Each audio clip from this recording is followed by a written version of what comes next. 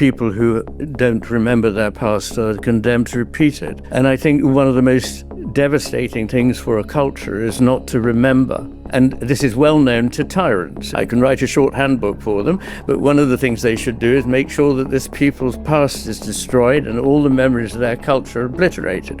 And this will leave them in a very vulnerable place.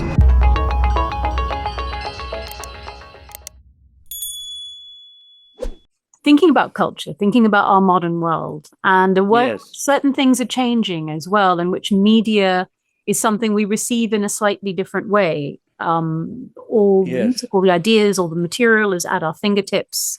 You can completely fill your time with it. And technology now is something you can use to record memories and just keep them present all the time. So perhaps the past and the present have a slightly different relationship with us now.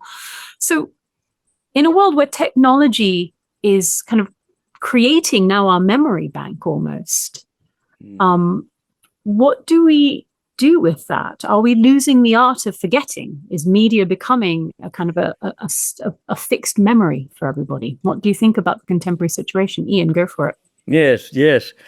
Well, as I said in my introductory thing, we're outsourcing memory to computers and things, so we don't learn things in the way that we've always outsourced memory, though, haven't we? Yeah, we have, but that's a way of flattening something that has a shape to it. In other words, we used to much more. People of my grandparents' generation knew a lot more by heart than my children know by heart, of things like poetry and indeed how to do mental processes, including arithmetic and so on, faster and more fluently than we do now. So a lot of our faculties are being outsourced. And I think that is relevant, but even more relevant is the emphasis on recording, which is a really pathological element of our culture. There is a saying, if it isn't recorded, it didn't happen. And this is one that managers in hospitals are fond of repeating to the doctors, which is fair enough. But in fact, it's a backwards way of thinking about things. And there's an example of a photographer who saw the most extraordinary sight of a stampede of elk high up in snow-covered mountains in the morning sun. And he didn't have his camera. And instead of enjoying the experience, he was sort of depressed for weeks afterwards because he hadn't been able to record it. And this is a problem in certain kinds of mental illness. So people with schizophrenia sort of hear everything repeated and recorded. And this is actually, far too complicated to go into very briefly. Otherwise, I'll get, well, it's more complicated than that. And I know it's more complicated than that. But this is a left-right hemisphere difference as well. Anyone want to come in on this? We have kind of, as you said, people are always outsourcing to culture. That's almost what culture is. But is the modern condition a little different? I don't agree. I think we have always outsourced. I do recognize that there are more and different ways to outsource now. But I just think it's kind of a form of cognitive offloading, but the human brain is just primed to still want to remember and learn, and it's just doing it in a different way. And I think it's very easy to fall into the trap of thinking, oh my goodness, now this generation, but generations have always said this. They've always said it.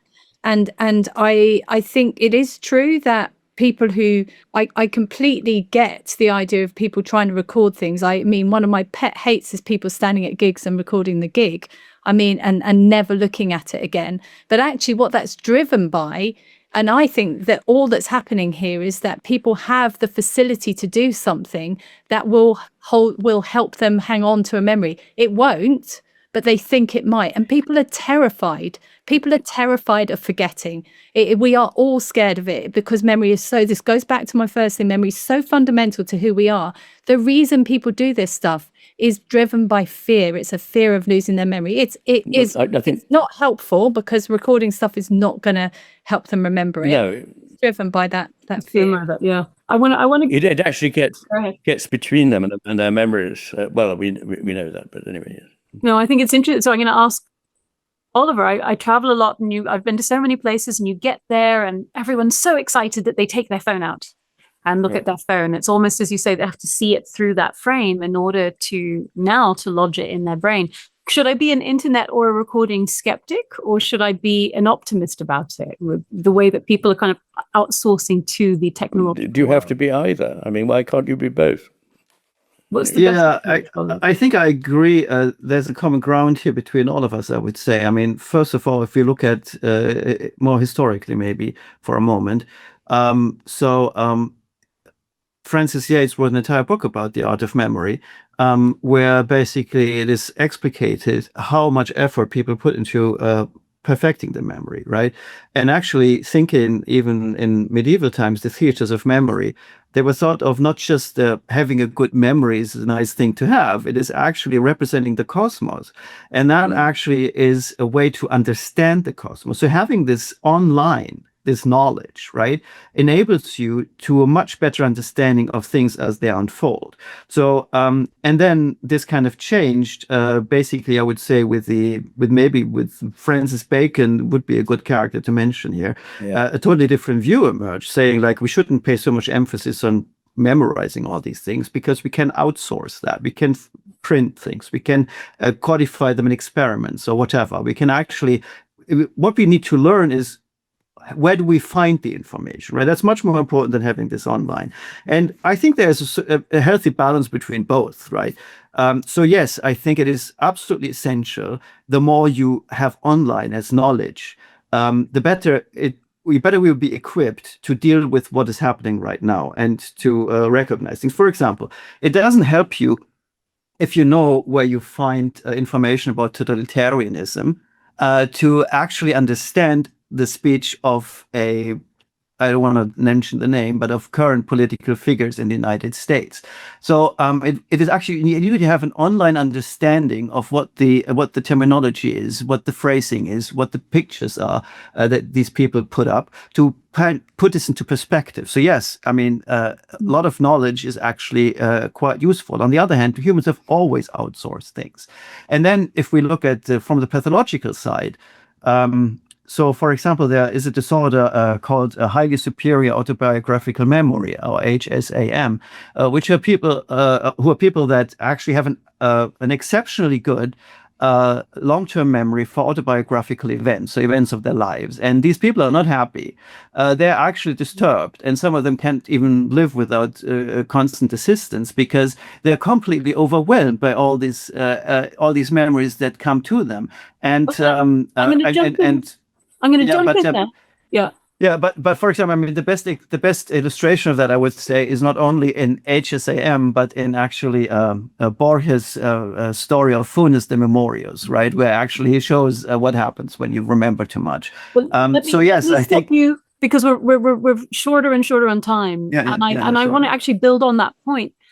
The problems of overmemory can be obviously personal. And I love that Borges story. And there are many cases of this. And of course, we can think about trauma and PTSD, but also maybe political.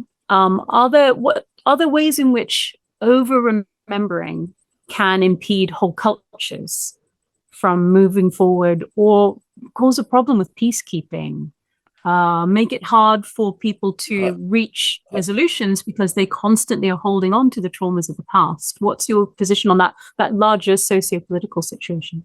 Yeah, I mean, to quote a truism, people who don't remember their past are condemned to repeat it. And I think one of the most devastating things for a culture is not to remember. And this is well known to tyrants. I can write a short handbook for them, but one of the things they should do is make sure that this people's past is destroyed and all the memories of their culture are obliterated. And this will leave them in a very vulnerable place. Unfortunately, we're doing this to ourselves. We're terrific at doing whatever will promote suicide of our culture. And we are outlawing some of it. And we are not teaching a lot of it, and we are cutting people off from a culture and a tradition. And a tradition is not a fossilizing thing. A tradition is something that is living and changes. We've had a tradition in the West since whenever. And if you look at Western history over the last, say, 800 years, you will see that it's constantly shifting all the time, and people believe different things and so on. So the fact that there was a coherent tradition didn't impede anything. In fact, it made it possible for them not to have to start from scratch and reinvent the wheel. So it's extraordinarily important for a people to remember their culture, and forgetting it is an act of tyranny and a way of destroying it. Yeah. Well, could I say something to that? Because so yes, there are certain aspects to this in sense of like repeating the past, basically the dangers of that. When we forget. But on the other hand, actually prescribed forgetting was used in the past in political areas to allow to move on, like the Treaty of Westphalia, for example. That was like they had it in writing there that you're supposed to forget this because you have to move on some level, right? You have to kind of no longer talk about this in order to move on with the peace. In Roman times, this was like, as Iain correctly said, used by tyrants as well. For example, is what the Romans had this thing called damnatio memoriae, when basically someone completely misbehaved, they just removed all the statues of this person and actually eradicated all memory the culture had of this. This person was basically not only dead and buried, but forgotten, right? So that's the worst thing that can happen to you. Let me ask you. Before we move but then there are cases like a genocide, for example, like Auschwitz and stuff like that. There's a lively debate about that. Elie Wiesel, I think, said to be a Jew is to remember, because certain things we can't forget, right? So, but again, it goes also back for me to this entire idea that we constantly chew over now is like this selection process, right? There is like not everything ought to be remembered, but not everything ought to be forgotten. You have to be careful about that, right? You have to select this. But that is the essence, I think, of the memory system. Yeah. Let me give the word to Catherine for a moment. So just to sort of move it over. Is it important? Is forgetting important for certain things? Like, let's say, forgiveness. Are there ways in which we sometimes need to? Yeah, absolutely. I mean, as I said at the beginning, I don't think we shouldn't forget. We absolutely need to forget. I mean, I think it's interesting this point, because these political points link very closely to the outsourcing, because if you can create some kind of memorial of something and write it down, then you can allow it to persist, and it's a way of supporting the memories of that culture. And actually, there have been experiments to show that without that, things are forgotten by about 3 generations. It takes around about 3 generations for traumatic events to be forgotten if there is not some kind of very big way of trying to remember it. But I think I've now gone off at a tangent, and I have very ironically, forgotten what the original.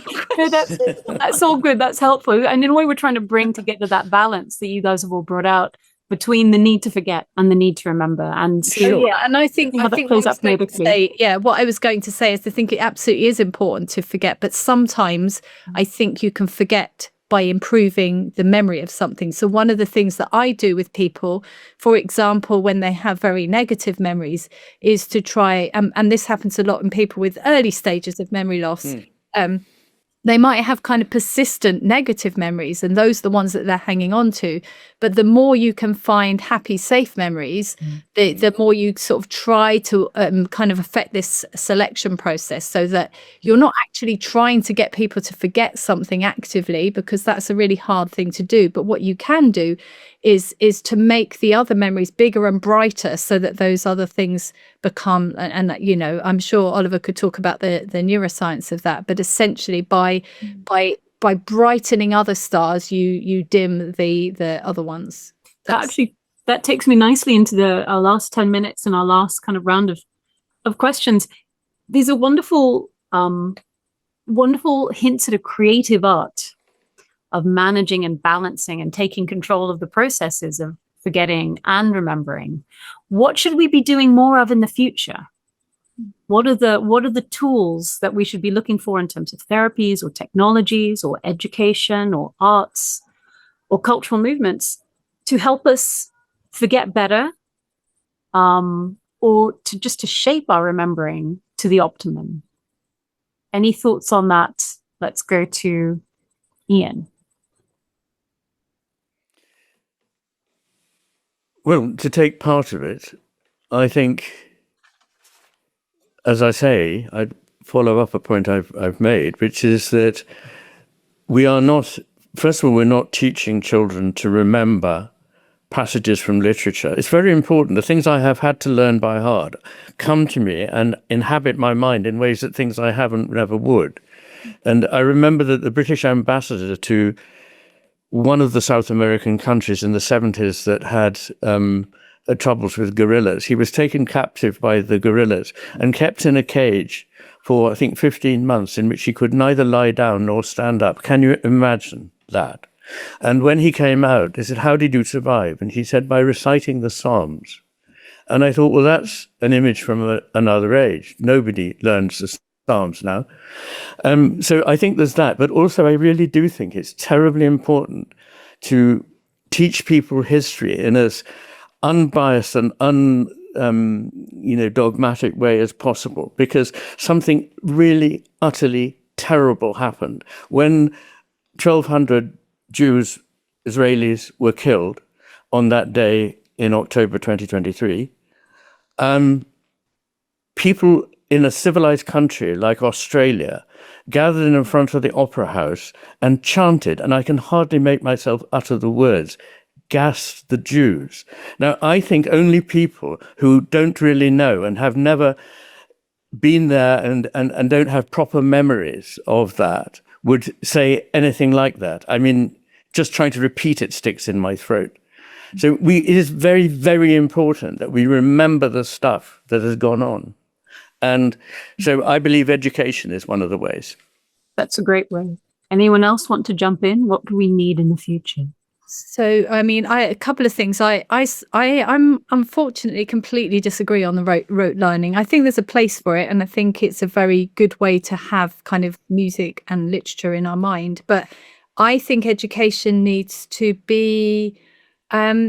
I think we have far too much rote learning. So I see that the students that come into the university haven't really done rote learning, so they are struggling to think critically, to be able to argue, to be able to work things out, because we have a system now where I'm sorry, I know it's unreasonable of me to cut in, but I do think it's a very important distinction I'm making between learning the words of a great piece of music or art or whatever it is and rote learning. I'm totally against rote learning, just regurgitating something that is a substitute for understanding and intelligence. Those are completely different things. And I'm not suggesting you spend all your time on rote learning. In my education, it took a very, very, very small part, but the fact that it was there was important. Catherine? So I mean, that's a fair point. I guess I think that we remember best when things have meaning. So I think it's about, in education, it's trying to ensure that people have a sense of the meaning of what they're doing, and that will improve people's learning in many ways. Of course. Yeah, and the other thing I think that is very relevant to what we remember and what we forget is our media, because... To continue watching this video, click the link in the top left or in the description below. With a free trial, you can enjoy the full talk and thousands more. Thank you for being part of the conversation.